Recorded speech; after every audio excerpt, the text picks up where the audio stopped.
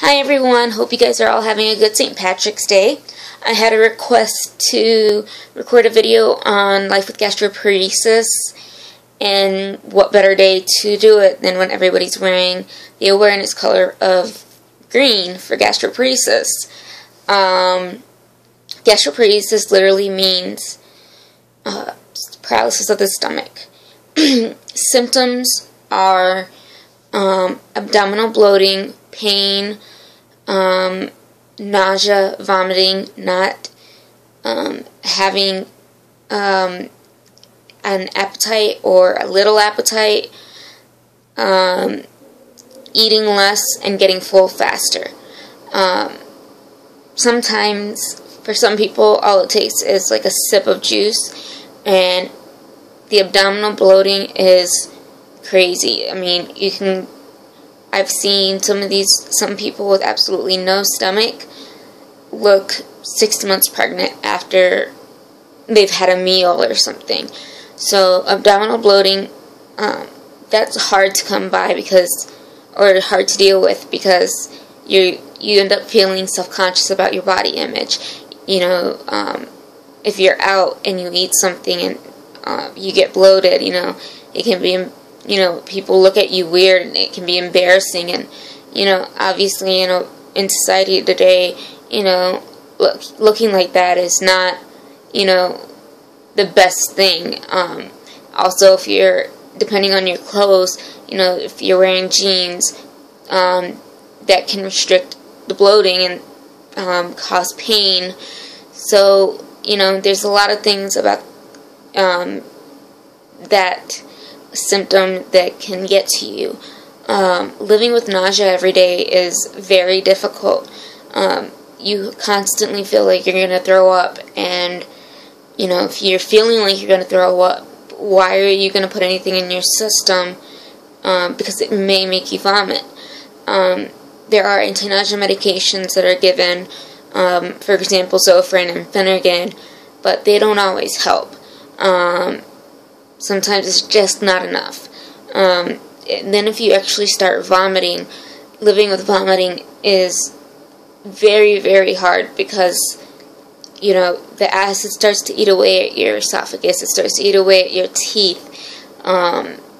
It becomes very painful, and you start to become very weak, and you also worry about dehydration.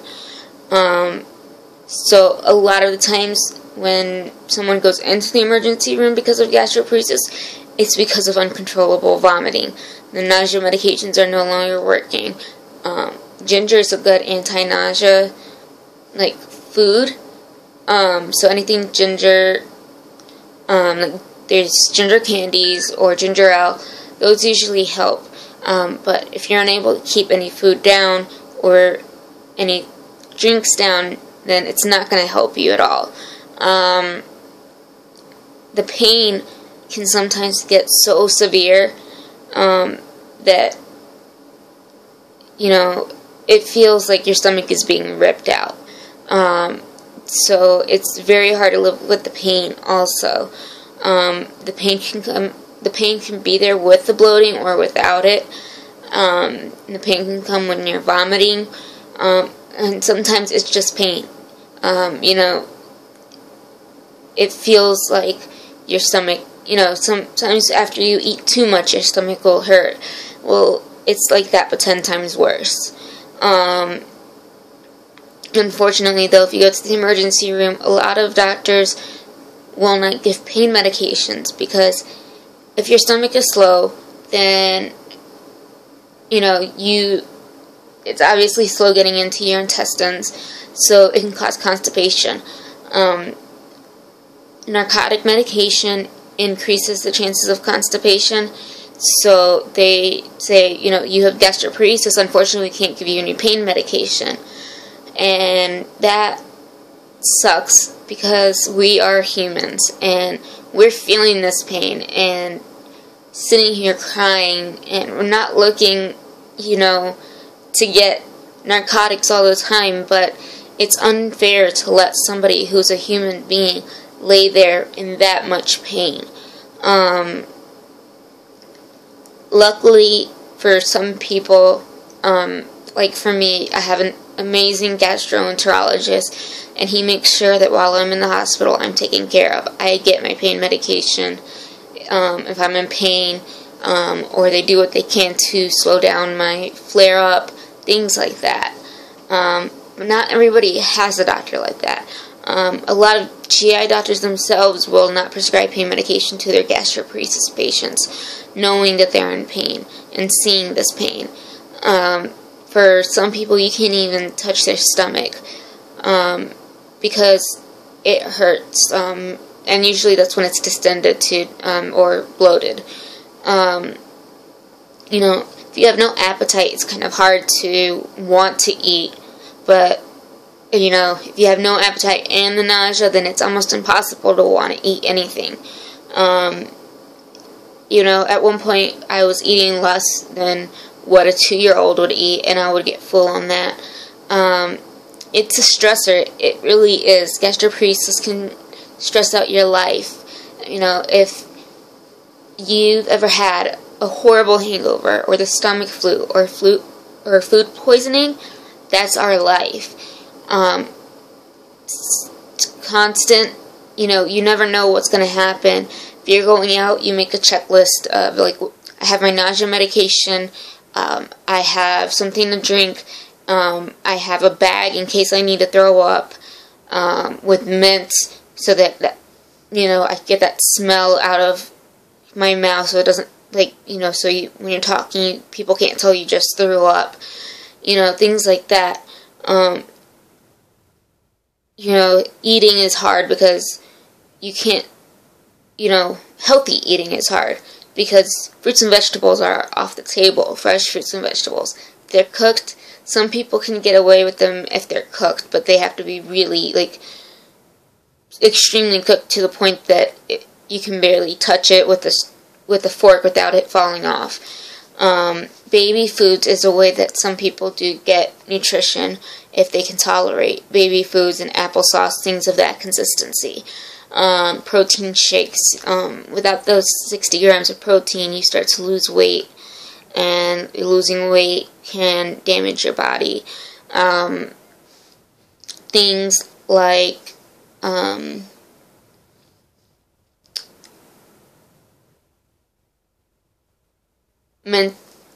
things mentally, like if your body isn't working fully, then mentally you're not working fully. It's very easy for a lot of us to forget things. It's called brain fog. It's just, you're not nourished enough. You know, your brain is trying to take care of all of your body, that it gets overwhelmed, and it tries to block off certain things, and sometimes that makes it hard for us to talk, you know, because we'll forget a word that we know on a daily basis, or we'll forget something that we were just told 2 minutes ago. Brain fog is a big problem with us. Living with gastroparesis and adjusting is difficult, especially if you end up to the point of being feeding tube dependent. As many, you know, I've met so many people who have gastroparesis, and in the past couple of months, I think 4 or 5 of them have become feeding tube dependent, as am I. Becoming feeding tube dependent mentally and physically changes you forever.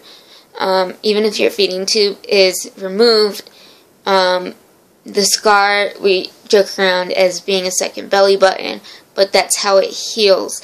That it will not heal flat. You have an indentation in your stomach or in your abdomen of where that feeding tube was, and it never brings back that layer of tissue that's right under your abdomen, and so that's why it's indented.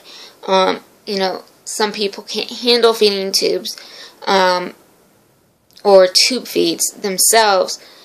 You know, it can become very painful. Other things can come along, such as visceral hypersensitivity. I have that, and what it means is just my nerves are overactive, and so I feel a lot more pain than the average person would. I can feel my bowels move in my small intestines, or if there's air, I can feel the air move. My pain, I have constant pain in my abdomen, and it definitely increases with my tube feeds, because I can feel like it constantly, it's like dropping alcohol on an open wound. It's just constantly going. For some people, it gets so severe that they can't handle it and they have to be taken off tube feeds, or their small intestines become slow, and so tube feeds start to be ineffective. They get changed over to TPN, which is an IV nutrition, or an IV nutrition. The problem is, though, you have a central line that it's constantly exposed, so people can get infections, and they can become septic, or they can get a clot on their line and on the inside, and that can become very dangerous, because central lines such as ports or PICC lines that go in the arm, or a Hickman, which is also on the chest. I mean, there's an endless number of central lines. They all lead to the heart. And so if there's an infection, and if you get an infection, like I said, you can become septic, and you're fighting for your life at that point. Nutrition goes out the window, and it's about getting you better, because when you're septic, your life can quickly go downhill. If you get a blood clot, they worry about that moving to the heart, and so that has to be taken care of.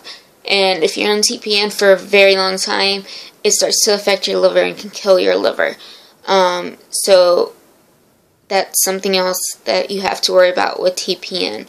Not saying tube feeds are perfect. You can get an infection in your stoma. The stoma is the hole where the feeding tube goes. And you can also become septic from that infection if you don't realize it's an infection and get it taken care of. Getting taken care of the infection can suck, because antibiotics can give you diarrhea. You can get an infection in your small intestines called C. diff. And the signs of C. diff are constant. It's, I believe, 3 to 4 episodes of diarrhea in a day, or 3 days straight of diarrhea. And they have to give you an antibiotic to get rid of it, and it's actually highly contagious. Sorry. And so if you're in the hospital, you get put in a private room with contact precautions, and you don't go home until you've had what they feel is a sufficient amount of antibiotics, and then test negative. But you still have to finish the antibiotics when you come home. So if you have C. diff, or if you're on antibiotics and they're giving you diarrhea, and you run your tube feed, your tube feed can just make the diarrhea worse. So, sometimes you have to hold on the tube feed, and you can lose some weight while you stop the tube feed to get rid of an infection. Things, like I said, there's always a checklist when you leave the house. You want to make sure you have your anti-nausea medication. If you take around-the-clock pain medications, you need to make sure to have that. If you're feeding tube dependent, I always make sure to have extra gauze, extra tape, and an extra syringe, because you never know what's going to happen. Living with gastroparesis is just very difficult, because it changes your life. The way you think, the things that you need, a lot of family members don't understand. You go to Thanksgiving dinner and you can't eat the turkey. You can't eat the stuffing or the green beans that are on the table. If it's a casserole, you have a little bit of mashed potatoes, and maybe a small piece of chicken, and they all look at you and say, well, why aren't you eating more? You need to eat more. Or, a lot of people refuse to understand what gastroparesis is, and are very judgmental. Oh, you're just not eating to lose weight, or, they think you have a eating disorder like anorexia or bulimia. Some people, and even some doctors will think it's all in your head. Oh, you just need to have therapy and you'll be fine. And it's not like that. Being judged like that does not help us. It needs to be understood that we are not choosing not to eat. We want to eat, but our body is getting sick. Our body is not allowing us. And it's proven on tests, and still some people don't want to acknowledge it.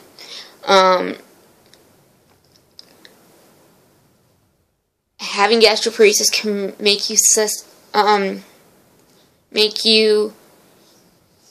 easy for your body to get sick. I'm immunocompromised. I can catch anything that goes around. People who come to my house, have to be careful. It's kind of a standing joke, but also me being serious. You have to have your flu shot to come to my house. I got the stomach flu a couple of weeks ago, and if it wasn't for the fact that I do IV saline at home and I had extra, I would have been in the hospital. I was throwing up nonstop, and I could not walk for like 2 days because my body was just completely drained. I have also dystonia, which we are not sure what is causing it, but a lot of people who have gastroparesis, usually there's something else that's going on with their body too, unless that your vagus nerve was cut during a surgery, or if you have uncontrolled diabetes. A lot more people are diagnosed with idiopathic gastroparesis. They don't know where it comes from, and so it becomes trial and error with medications, and you might have these symptoms with medications, or the medication just doesn't work, and stress makes you feel even more sick, and it just makes it's just very hard. So, if you see someone who has gastroparesis, if you know someone who has gastroparesis, just be there for them. Go out to a movie. A lot of us are okay going out to dinner and sitting with you guys, not eating. I'm used to it. I sit with my family when they eat. When my brother and his wife and my niece were here for Christmas, I sat down with them with every meal. I don't mind that. So, invite them to go places with you. It's not a big deal. If we have to say no because we're not feeling too bad or too good, don't get upset with us. It's not something that we can control. Gastroparesis changes your life. And until there's a cure, people just need to understand it's out of our control, and that the first step to a cure is raising awareness.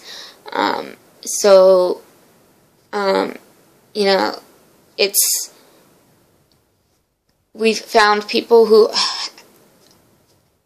are like us, I guess. We've become a huge family. It's like, hey, you have gastroparesis, these girls are my sisters, I can't wait to meet them. Like, we talk online all the time, and we're there to support each other, and it really is a huge family. And we have an even bigger family of chronic illness siblings who, they may not have gastroparesis, but they have something chronically wrong with them too, and it's easy for us to understand. So I really hope this video helped you guys a little bit to see how life is with gastroparesis at like every level, not just severe or just moderate or just mild. I mean, like I said, it changes daily. And it's something that we need to find a way to get rid of. The current treatments are not working for everybody. There's a gastric pacemaker that people can get implanted. My insurance wouldn't even cover it because they consider it, they don't consider a procedure yet. They consider it, I guess, still under trial or something. The word is not coming to me. But the pacemaker is like a pacemaker for your heart, but for your stomach. It's supposed to help with nausea, and there's different levels, and the doctor changes the level on the pacemaker to become higher if it's still not working for you. But I know, in the research that I did, a lot of people, it helps them for about a year or two, and then it stops working. I know a number of people who have feeding tubes who have a gastric pacemaker, and it just wasn't sufficient for them, and they ended up feeding tube dependent. It's not a fun disease.